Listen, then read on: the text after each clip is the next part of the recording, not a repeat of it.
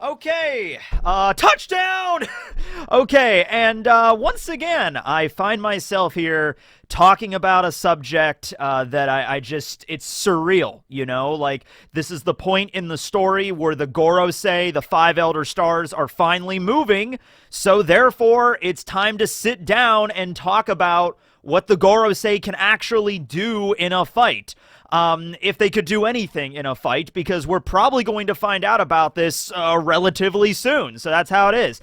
Today, I am joined by my co-host, Barry D. Brick, as always. And we have a special guest here, Exodia the Forbidden One, the guardian of all of ancient Egypt. Exodia will obliterate, annihilate, and eviscerate anything you could possibly dream of! Now I know what you're thinking. Exodia, it's not possible. No one's ever been able to summon him. Well now, for one easy payment of $19.99 plus shipping and handling, other processing fees may apply, he's making himself available to any lazy piece of crap that wants to harness his godly powers.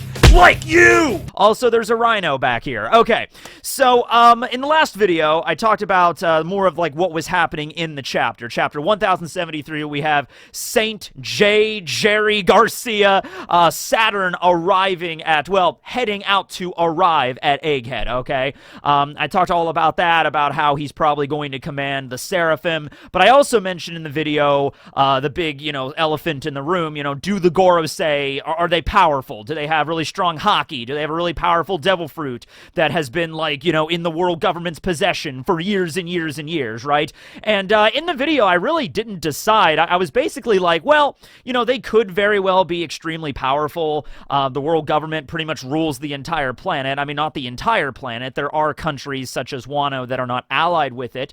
But even so, I mean, any devil fruit that's discovered by the Marines or the Cypher Pole, they can get their hands on. So I think at the very least, they could have really powerful fruits. But also just beyond that, it's like the Gorosei, they can command the Seraphim. So even if they don't have powers, if Saint J. Garcia Saturn arrives and he orders the Seraphim to do whatever, and there's nobody with the higher authority than himself, and if Vegapunk really did program them the way that he explained to the government that he did, then we see how powerful the Seraphim are. You know what I mean? So that's an issue in and of itself. But we're not here to talk about that. We're not here to talk about, like, if they just command the Seraphim, like, Seraphim, go out and do my deeds for me. No, we're going to be talking about how powerful the Gorosei really are. There was someone that left a comment on the video that really just, I think, speaks for itself. It was pretty much just like, you mean to tell me Oda's going to introduce 5 really badass old dudes that are, like, rulers of the entire world, essentially, and not make them powerful? That goes against every single trope in anime ever. Has that ever been a thing where, like, a really old person in power has been revealed to not really be that strong? Okay, well, actually, that did happen in Attack on Titan because the king wasn't really all that powerful. He was just kind of sleepy most of the time. Also, I guess, King Clover in Black Clover, he wasn't really powerful either. So, yeah, that does happen every once in a while. But in One Piece, not so much, okay? We have 5 old dudes that hang out in a room with a couch every single day, all right? And so it's like, all right, do they do anything? But it's like, hey, like, they don't have to most of the time. They're the leaders. They're the ones that command the entire world government, all right? That doesn't mean they're weak. It just means there's really no reason for them to go out there and do things on their own unless stuff is getting very, very serious, which is where we're at right now. Now, a lot of people also brought up, it's like, hey, the Gorosei have scars on their bodies, like some of them do. And so I think St. J. Garcia also has one pretty prominently on his eye. So it's like, obviously they, are in some sort of battle and, they fought before, at least trained before, okay? They are Tenryubito, all right? But I think they're a different class of Tenryubito than the ones that we've seen up until now. When I did a live stream yesterday, some people pointed out that, like, hey, Saint J. Garcia, he's not wearing one of the bubble suits. All the Tenryubito, when they leave Marijois, they're always wearing those, like, isolated, body suits, the astronaut suits, so they cannot breathe the air of the common land, of the lower realm or whatever, okay? So, they're that arrogant with it, and we've seen that profound just arrogance from the Tenryubito every single time we get introduced to one. We saw that in Charlos, we saw that in Roswald, we saw that in Jalmak. Jalmak is the dude that shot Sabo's boat way back in the Goa Kingdom. We saw that with Mulesguard before he was, before he was redeemed by Otohime, okay? So they all act like that, and with the Gorosei also being Tenryubito, it's interesting to see how they act, okay? And they've always acted very differently. So I have a theory about that, and if you've ever seen Full Metal Alchemist, Brotherhood though, to be specific, but if you've ever seen Full Metal Alchemist Brotherhood, the backstory with King Bradley, I really think lines up with the Gorosei pretty well, where the backstory with Bradley was he was essentially in this top secret government organization program, and it was him, and they were all given numbers like number 1, 2, 3, 4, 5 or whatever. I think Bradley was number 12 if I remember. Anyway, they were all given numbers, and they basically just lived together and trained together, and then they eventually just went at each other in a massive battle royale to determine who was going to be the best of the best, who was going to be the next king.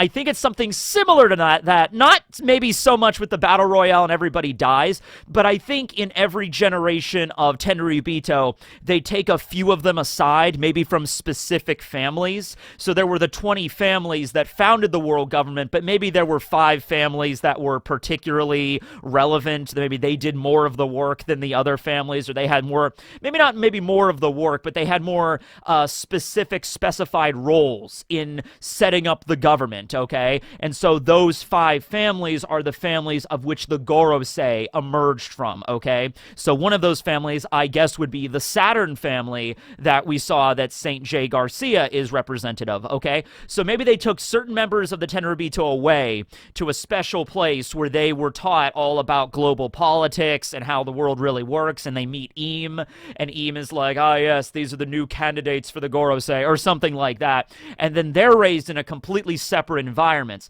They're still Tenryubito, they're still celestial dragons, although one could argue they're a higher grade of Tenryubito. Even amongst them, the Tenryubito themselves, they have different hierarchies, like a caste system. And so then they are raised in a completely separate environment, so they don't have that. They are still probably arrogant, but they don't have that same level of absolute abject arrogance where the rest of the Tenryubito are like, I shall not even breathe the air of the common folk. We are gods in heaven. That's the level that they're at. These guys, the Gorosei, they seem a little bit more well-grounded. They're not sitting around all day talking like the other Tenryubito are. They're having very serious discussions. They don't tend to leave the room of authority, but they sit around and have very serious discussions about global politics and the pirates of the world and what's happening with the Yonko and how the Marines are faring and the balance of powers, and that's kind of their whole thing. They take this with a lot more seriousness, okay? So the fact that St. J. Garcia Saturn doesn't have the bubble suit or anything, the self-enclosed system, it's just basically yeah, I don't care about that kind of stuff, breathing the air of the common folk or the upper realm or the lower realm. It's just whatever. It's all air. We have more important stuff to worry about right now. So at this point, I wanted to bring this up.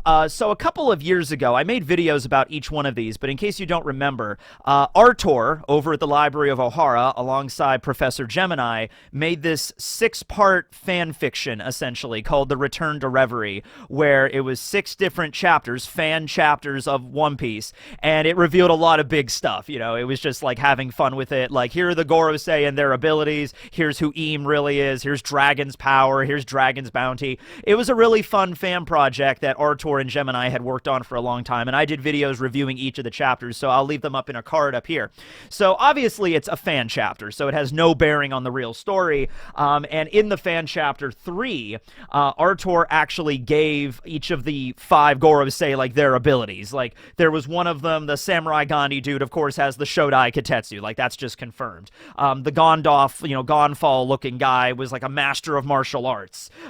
We have St. J. Garcia, who has this giant ancient zone, what is it called? The Gigantosaurus, this huge dinosaur. So that was just a lot of fun. Now, I don't think any of them are going to have those abilities, obviously, with the exception mention of Samurai Gandhi having the Shodai, because that's already pretty much been confirmed, I guess. I don't know. It could be a thing where Oda could twist it around and be like, actually, it wasn't the Shodai the whole time. That was just fan fiction going crazy. It's actually something else altogether. It's just like, okay, whatever, maybe.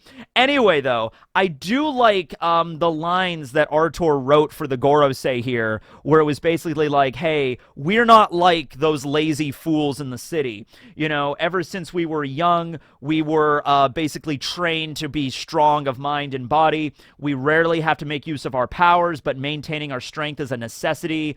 I think those kind of, that logic there that Artor wrote in his chapters, I think that really makes sense for the Gorosei. I mean, we could be wrong. Oda could go a completely different direction with it, but it does make sense, okay? And it would explain why they do have scars and stuff. And yeah, we always see them in the Room of Authority, but also remember, we don't see the Gorosei very often, okay?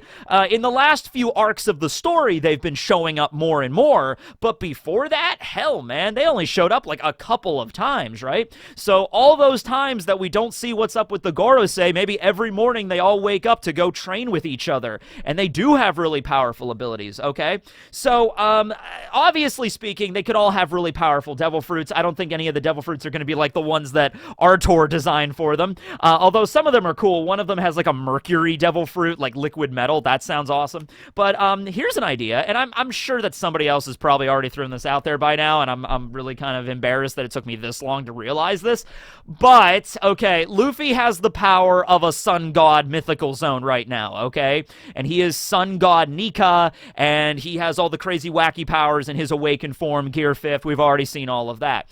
All right, well, if we're going around the logic of the solar system being relevant here, we have Pluton, Uranus, and Poseidon that are gods that are also planets, and then they're the ancient weapons, and now we have Saint J. Garcia, Saturn, okay? So if we're just going to go along with the logic that there's a very powerful mythical zone that's the human fruit model sun god, then there's probably mythical human fruit model Saturn god, Jupiter god, Zeus, Neptune. Well, I guess maybe not Neptune, because now we're getting in ancient weapon territory. Although, you know, Shirahoshi, she doesn't have a devil fruit, but she's a living being that has the power of an ancient weapon, so who knows? So, you know, if they're going to have really powerful devil fruits, they could just have those.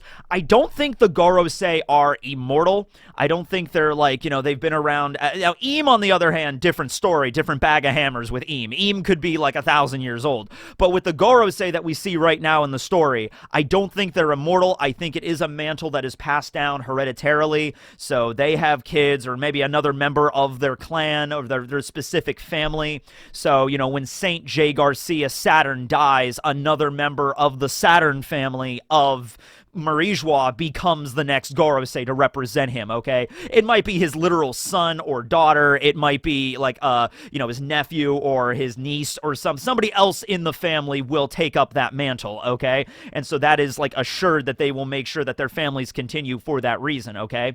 But then maybe the devil fruit is also passed down as well, okay? So, you know, like I said, I'm not going to go too much into that because I feel like people have already done that before. It's just like, okay, so you could have, like, if we're going along with the logic that there is Saint Mercury, Saint Venus, Saint Jupiter, Saint Saturn, and Saint Mars. Earth maybe be off to the side because Earth might represent Eam or whatever, or something else altogether. Luffy's the sun, and then we have Uranus, Neptune, or Uranus, Poseidon is Neptune, and Pluton, Pluto as the three ancient weapons, and so there's the solar system right there. So, I don't know, you could have an ancient mythical Hito no Mi model Mercury, and Mercury or Hermes is the messenger of the gods, so maybe they can move really fast. So maybe the Gorosei that has the Mercury mythical zone would be just the fastest character in all of One Piece, even faster than Kizaru. Kizaru can move at light, but, you know, Hermes or Mercury is literally a divine being at that point. So, you know, just like how Luffy's devil fruit breaks reality, these fruits break reality as well. So, once again, I'm not going to go way into it, but yeah, that's an idea right there. Something else that's a concept here. So, we now know that the ancient kingdom that came before the world government established everything at Marijois, the ancient kingdom was highly advanced, okay? They had the giants, the Iron Giant, everything like that, and then that remained dormant for like 700 years, and then 200 years before the present, it reactivated and began to climb Marijois and everything. So it was extraordinarily technologically advanced. On the same level of Egghead Island, maybe even more advanced than that. Okay, so you'd assume the only people in the entire world, other than Vegapunk, who was directly researching this in secret, the only other people in the entire world that would know this true history and possibly have access to any sort of technology that came from that land, because the Iron Giant that's at Egghead, that's sort of a rare exception that was like around and it became activated, and then the scientists saved it, and then, you know, Vegapunk got his hands on it many years later. They would be the Gorosei, though. The Gorosei, Eam, the top echelons of the world government. So what if the Gorosei, what if they don't have devil fruits or hockey? What if they have like some badass future weaponry or something like that? What if they have access to like an Iron Man power suit or like a laser gun or something like that? Now, the only problem with that is that material would be very old, but maybe it's a thing where it's like if it's preserved properly, it'll be okay. They got their hands on it. It's just an idea, because they're the only ones in the world other than Vegapunk that would know that the Ancient Kingdom was advanced. They know the name of the Ancient Kingdom because they were afraid of Clover speaking it. They know the kind of threat that the Ancient Kingdom poses. We know that there's that giant freezer dungeon underneath Castle Pangea where Eam was looking at the straw hat, which is most likely Joy Boy's straw hat. So maybe there's some other stuff down there in that dungeon too, like ancient weaponry or stuff. Maybe there are lightsabers down there, or laser guns or something like that. Power suits, something else that could, like, you could fight with. Probably not, because of how much time has passed, and we saw how ancient the giant was, and then the power source thing. Well, maybe the Gorosei know about the power source. Vegapunk doesn't know, but the Gorosei know. They can't tell anybody about it, but they know about the power source or something. So, whatever. It was just an idea. Moving back to Eam a little bit here. So, for one thing, considering how we saw the interaction between Eam and the Gorosei walk into the empty throne chamber, the empty throne room, and then they all bow before Eam, and then Eam's up there and just like apparently giving them orders, you know, which light shall be exterminated from this world. I'm starting to think, what if the Gorosei, so for most of the world, most of the civilians of the world, most people in the world, and when I say most people in the world, I mean like 99.9999% people of the world know that the Gorosei are the ones that are in ultimate control of the world government. The only people that know the Gorosei are not truly the kings of the world are the Gorosei themselves, because they worship Eam. Eam would know. Probably a few of the servants in the castle that Eam, you know, waits on him and everything. Sabo, I guess, knows now, although he doesn't really know what to do with that information, but he does know that Eam exists. You know, so that just the idea of seeing Eam, if Sabo saw Eam sit on the empty throne, he's smart enough to know what that indicates, but it would be like everything he knew about the world government is now thrown out the window. So my point is, though, they all think that the Gorosei are really at the top. What if it's basically like the Gorosei are Eam's royal guard? So to look at it from like a hunter's perspective, where Eam is Meruem and the Gorosei are like Pito and Yuppie and Shao. Okay, and so that's the Gorosei, basically. So they're there to be the personal guards of Eam. That would lend to a whole new perspective on the Gorosei being very powerful, because they're the only ones, really, that know about the existence of Eam. What if, and I'm sure Eam is intelligent enough to know that someday, what if somebody invades Marijois and attacks me? What if, like, they find out who I am and attack? Like, Eam has to think that. Eam cannot be sitting there being like, you know, oh, yes, I'm the king of the world, and that will always be the case. I can never be stopped. Now, maybe he does think that, because Eam could be a ghost. Eam could be some immortal being that can't be killed, you know, like the Lord Ruler or some shit. You know, you just never know what Eam is. But it would make sense for the Gorosei to have a royal guard to protect him. So that's what the Gorosei represent. That's who the Gorosei are. They're not there as their main job is to rule the world. That's kind of a secondary job, is to be that group, that oligarchy that commands the world government on the day-to-day basis. Their main role, their main job is to take the orders of Eam and protect Eam. That's what they do. Okay, now, yeah, St. J. Garcia left Marijois, but that still leaves 4 of them. Not all of them would leave at the same time, is my point. And so for that reason, they could be very strong that way. What if Eam has some sort of ability that allows him to, or them, to bestow powers to others. Okay?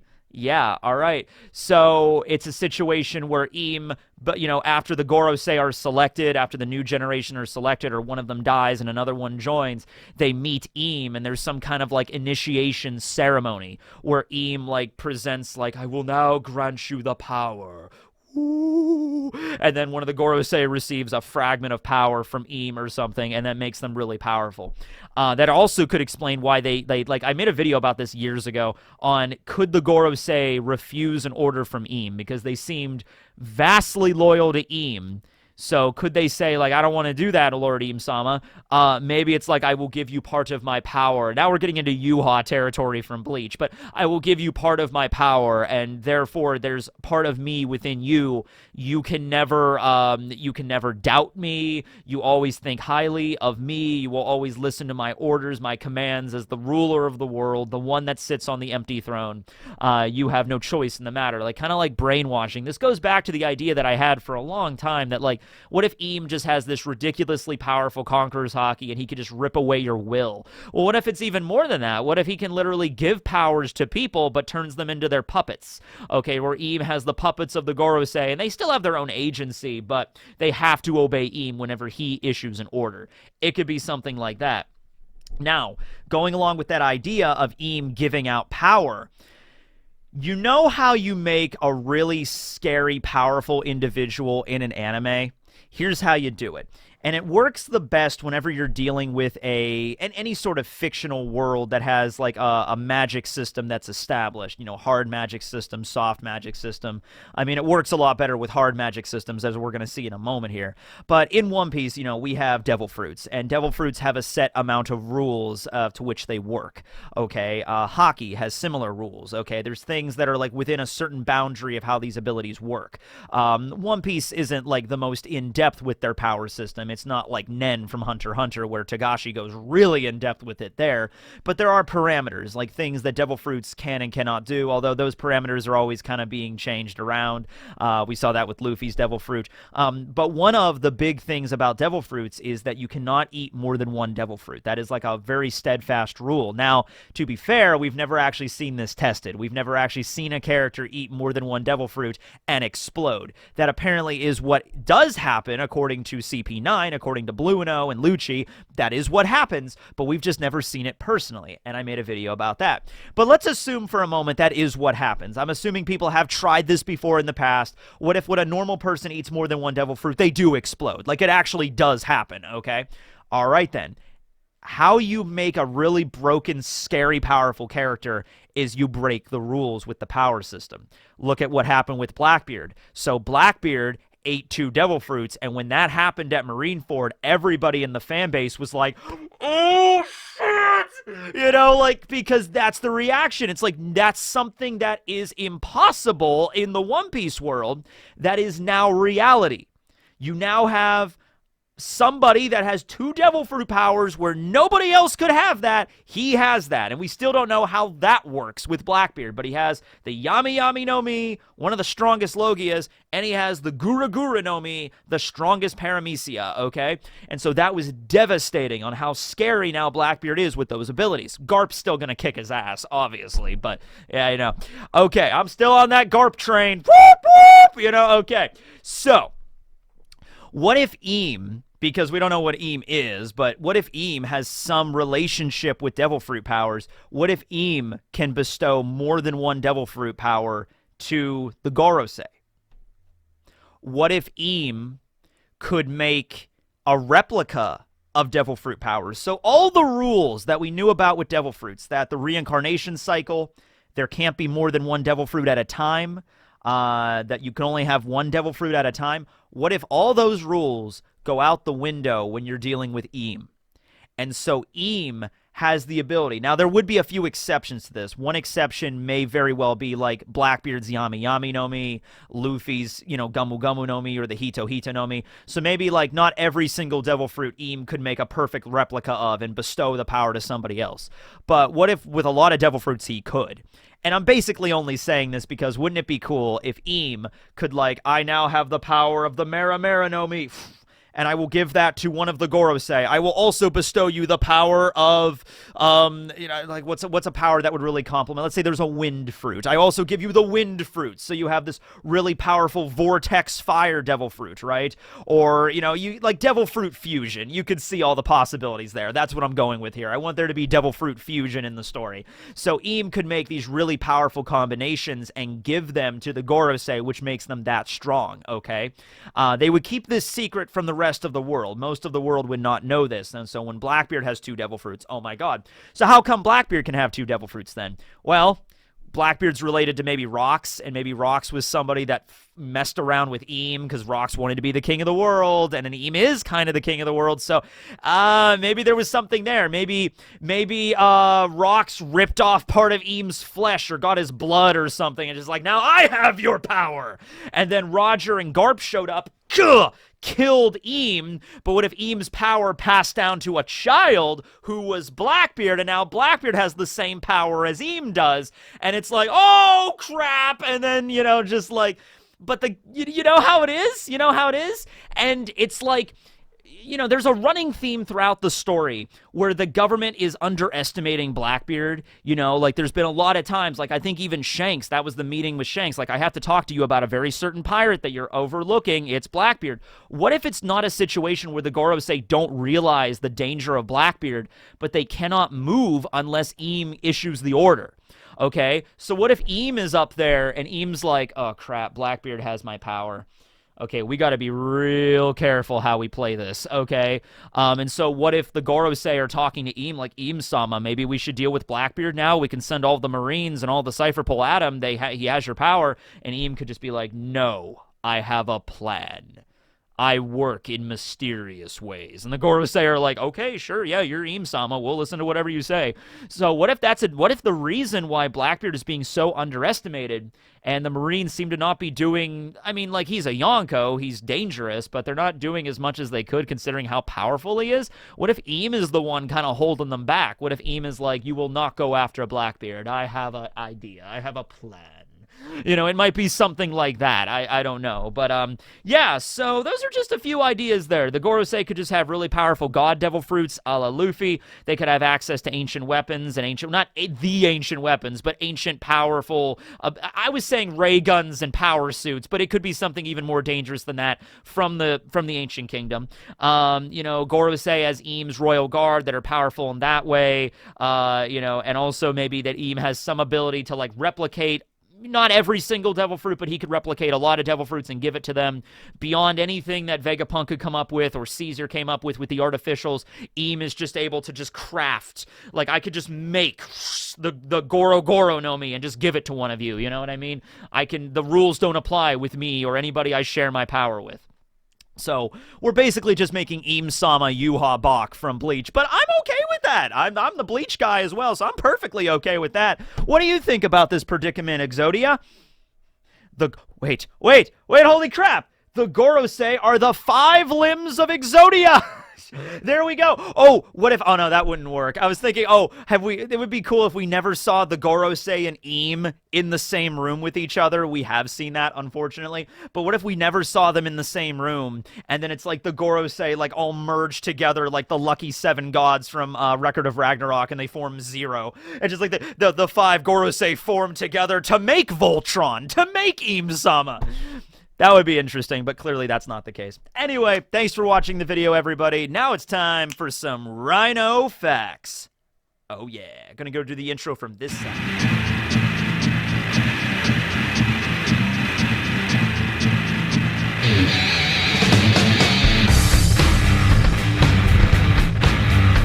All right, so this time on RHINO Facts, we were talking about the white rhino, which is the most widespread species of rhino currently in the wild. However, there are 2 subspecies with white rhino, and the widespreadness of the least concerning species is the southern white rhinoceros. There's about 20,000 members of that species in the wild, in the southern part of Africa, South Africa, around there, okay? So they're doing okay. I mean, they still have to deal with poaching and everything, but there's a lot of them in the wild.